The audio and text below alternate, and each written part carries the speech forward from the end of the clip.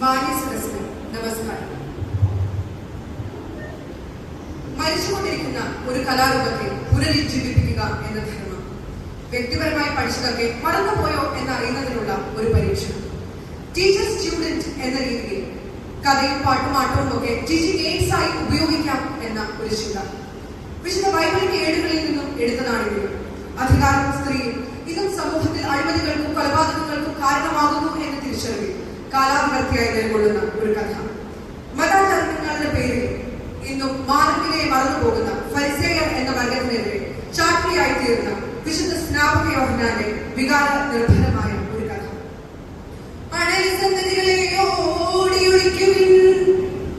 അതെ, നമ്മുടെ കഥയുടെ പേരാണ് അണലി സന്തതികളെ ഓടിയൊളിക്കും. ഇന്ന് ഗലീലിയായുടെ ചക്രവർത്തിയായി മാറും അന്തിപ്പാസിന്റെ ജന്മദിനം. അതെ, ഇന്ന് അന്തിപ്പാസ് മഹാരാജാവിന്റെ ജന്മദിനമാണ്. അതുകൊണ്ട് ഗ്രാമങ്ങൾ ഒരുങ്ങി, നഗരങ്ങൾ ഒരുങ്ങി, അരമനയൊരുങ്ങി മനോഹരമായി. കൊട്ടാരത്തിലെ ആഘോഷങ്ങളുടെ ഭാഗമായി പ്രത്യേകം തയ്യാറാക്കിയിരിക്കുന്ന മനോഹരമായ പദ്ധതി അതിമനോഹരമായി ഒരുക്കിയിരിക്കുന്ന പ്രത്യേകമായ സിംഹാസനത്തിലേക്ക് ആഗ്രഹിക്കുകയാണ് അന്തിപ്പാസ് മഹാരാജാവ്. തൊട്ടു പിന്നാലെ സർവാഭരണ വിഭൂഷിതയായി അദ്ദേഹത്തിന്റെ ഭാര്യ ഹെറോദ്യ.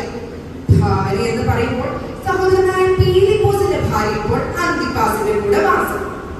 വിശിഷ്ടാതിഥികൾ മഹാരാജാവിനെ വഴങ്ങി സ്വസ്ഥാനങ്ങളിരുന്നു. ഈ സമയം ഹെറോദ്യ അന്തിപ്പാസിന്റെ കാതുകളിലെന്തോ മന്ത്രിക്കുകയാണ്. അങ്ങയുടെ സന്നദ്ധത്തിൽ നൃത്തം ചെയ്യുവാൻ നമ്മുടെ മകൾ സലോമി ഇതാ ഒരുങ്ങി നിൽക്കുന്നു. ഹോ സലോമിയോ, ആനയിക്കും. അന്തിപ്പാസ് മഹാരാജാവിന് സന്തോഷമായി. സൗന്ദര്യത്തിന്റെ നിർമ്മലമായ സലോമി ഇതാ അടുക്കളയ്ക്ക് വേദിയിൽ എത്തിക്കഴിഞ്ഞു. സദസ്സിന്റെ കണ്ണുകൾ അവളിൽ ഒഴുകി നടക്കുകയാണ്. അവളിതാ നൃത്തം ആരംഭിച്ചു കഴിഞ്ഞു. ഗലീലിയായിലെങ്ങും പുളകുളിരല തിങ്ങും തിരുനാൾ വേളയിലലിഞ്ഞു മാമക നിരുപമ നടനമിതാ. ഇതാ ഇതാ ഇതാ നടനമിതാ. സലോമി വേദിയിൽ തന്നെ നൃത്തം തുടരുകയാണ്. രാജാധിരാജ രാജ വീരശൂരാധിരാധിനാഥ. രാജാധിരാജ രാജ വീരശൂരാധിരാധിനാഥ.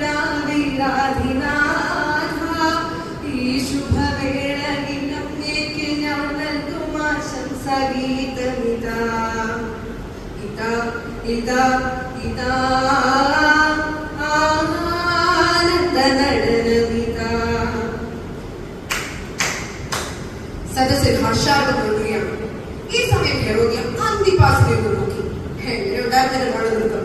ഇത്രയും സൗന്ദര്യമുള്ളവർ ഈ ഗലീലിയായി മറ്റാരുണ്ട് എന്നൊക്കെയായിരുന്നു ആ നോട്ടത്തിന്റെ അർത്ഥം. അന്തിപ്പാസ് മഹാരാജാവ് സിംഹാസനത്തിൽ നിന്നും താഴെയിറങ്ങി സലോമിയോട് പറയുകയാണ്.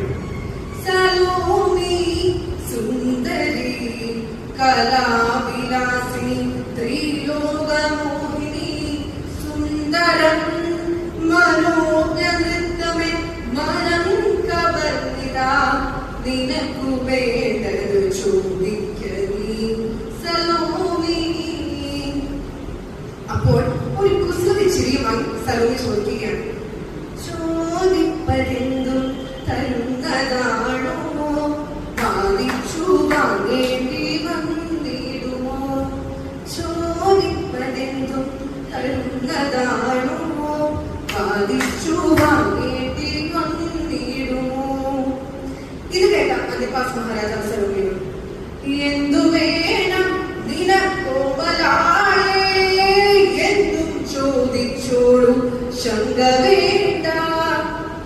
സലോമി ആലോചിക്കുകയാണ്.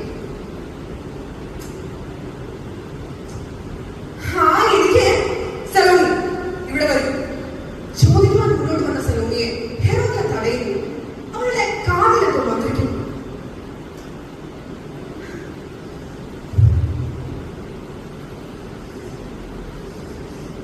ഇല്ല, ഞാൻ ചോദിക്കില്ല. എന്നെ കൊണ്ട് ഇതിനാവില്ല. സലോമി ചോദിക്കാൻ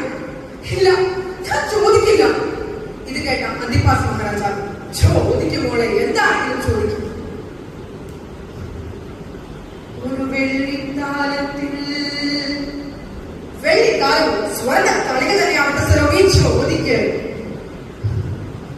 യോഹന്നാൻ തന്നുടെ യോഹന്നാനെ ശിരസെടുത്തു നൽകണം സമ്മാനമായി. എന്താണ് അയ്യോ ഭ്രാന്ത് പിടിച്ചോ നിനക്ക് സലോമി. അന്തിപ്പാസ് മഹാരാജാവ് ഒരിക്കലും പ്രതീക്ഷിക്കാത്ത ഒരു സമ്മാനം. തടവറയിൽ കിടക്കുന്ന യോഹന്നാനെ തലകെട്ടി ഒരു വെള്ളിക്കാലത്തിന് നൽകണം പോലും അദ്ദേഹത്തിന് അത് ചിന്തിക്കുവാൻ കൂടി ആവുമായിരുന്നില്ല. അന്നും ഇന്നും അന്തിപ്പാസിന് സ്നാപകരോട് ബഹുമാനമായിരുന്നു. അന്നൊരിക്കൽ ഹെറോദിയായിട്ട് നിർബന്ധത്തിന് വഴങ്ങിയാണ് അദ്ദേഹത്തെ തടവറയിലാക്കിയത്. അന്തിപ്പാസ് മഹാരാജാവിന്റെ മനസ്സ് ഒരു നിമിഷം ഗതകാല ഗ്രന്ഥങ്ങളിലെ താളുകൾ മറിക്കുകയാണ്. അന്നൊരിക്കൽ കൊട്ടാരത്തിൽ ഒരു വലിയ ആഘോഷം നടക്കുകയായിരുന്നു. കൊട്ടാരത്തിലെ നർത്തകിമാരുടെ നടന വിലാസങ്ങളിൽ മുഴുവനായിരക്കണക്കിന് ആളുകൾ മതിമറന്നിരിക്കുന്നു. അണലിസന്തതികളെ ഓടി ഒളിക്കുവിൻ, അഗ്നിവാൾ വീശിത്തുടങ്ങി യഹോവ. അന്തിപ്പാസും ഹെറോദ്യനും അവന്റെ വാളാൽ നിലം പതിക്കും. ഞെട്ടിത്തിരിഞ്ഞ് നോക്കുമ്പോൾ പിന്നിലെത്താൻ നിൽക്കുന്നു മാമൂലെടുത്ത് ജടാധാരിയായ ഒരു മനുഷ്യൻ. അതിഥികളിൽ ആരും വിളിച്ചു പറഞ്ഞു, യോഹന്നാൻ. രാജസന്നിധിയിൽ കടന്നു വന്ന് തന്നെ ആക്ഷേപിക്കരുതെന്ന് സൗമ്യമായി പറഞ്ഞു നോക്കി. അപ്പോൾ തീ വാർന്ന കണ്ണുകളോടെ അദ്ദേഹം വളരുകയാണ്. ഹെറോദ്യേ വേശ്യനീ വഞ്ചകീ പാതിവ്രത്യം മഹനീയമെന്നോർക്കണം. ദൈവകോപം നിന്നിലാതു വീശും, നിയതിൽ നീറി ദഹിച്ചു പോകും. അഭിമാനക്ഷതമേറ്റ ഹെറോദ്യ പിന്നെ ഒരേ വാശിയിലായിരുന്നു. വൈകൃതിരിയുടെ നിമിഷം പോലും കൊയ്യണം ഇവരുടെ കണ്ഠം, വൈകൃതിരിയുടെ നിമിഷം പോലും കൊയ്യണം ഇവരുടെ കണ്ഠം. അപ്പോഴും യോഹന്നാനെ വധിക്കുവാൻ മനസ്സ് വന്നില്ല. ഇപ്പോഴിതാ താൻ തന്നെ ഒരു വഴിവെച്ചിരിക്കുന്നു. അന്തിപ്പാസ് മഹാരാജാവ് ചിന്തയിൽ നിന്നും ഞെട്ടിയിൽ നൽകി. ഇല്ല, ഞാൻ ഇതിന് സമ്മതിക്കുകയില്ല, നാം ഇതിന് അനുവദിക്കുകയില്ല. ചെയ്യുകയില്ല നാം ഈ മഹാപാതകം. ദിവ്യനവനെ കൊല ചെയ്യോ ഇല്ലവനുടെ പാവന രക്തം തെല്ലൂമി വീട നാം വീഴ്ത്തുകില്ല. ഇതിന് മറുപടി പറഞ്ഞത് ഹെറോദിയാണ്. വാക്കുപാലിക്കാത്ത മന്നവേന്ദ്ര, തർക്കമില്ലു തന്നെ വേണം വേണം. ചോദിപ്പാലെന്നെ മറ്റൊന്നും കൊണ്ടും മോദം സലോമിക്കു കൈവരില്ല. ആണവിട്ടികളോട് ചൊല്ലിയില്ലേ നാണമില്ലാത്ത നാരാധിനാഥ. ധർമ്മസംഘത്തിലായ അന്തിപ്പാസ് മഹാരാജാവ് സലോമിയോട് യാചിക്കുകയാണ്.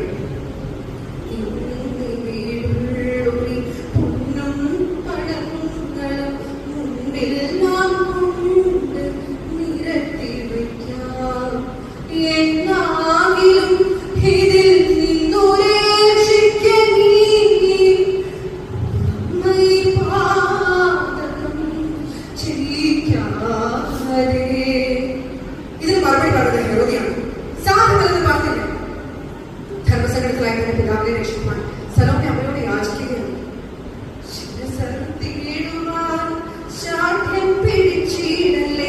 സമ്മാനമെന്തും വേറെ ചോദിക്കാൻ വാങ്ങിച്ചിടാം.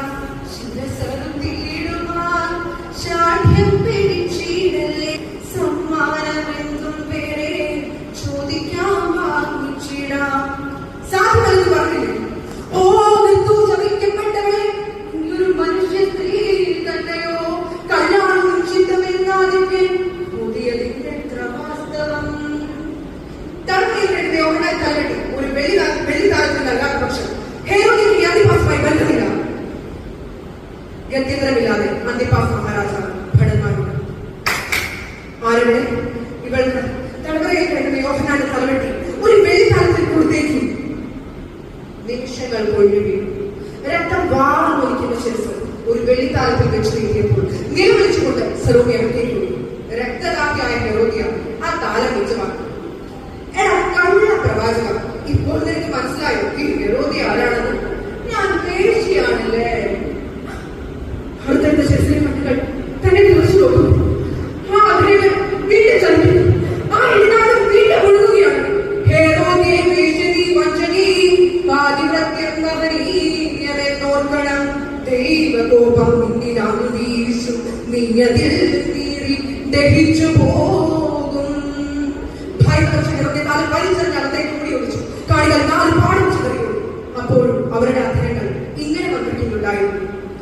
യഹൂദിയായുടെ ഭരണത്തലവൻ അന്തിപ്പാസിൻ നരവരകിൽ ആഞ്ഞടിച്ച കൊടുങ്കാറ്റാണ് സ്നാപകയോഹന്നാൻ. നന്ദി, നമസ്കാരം.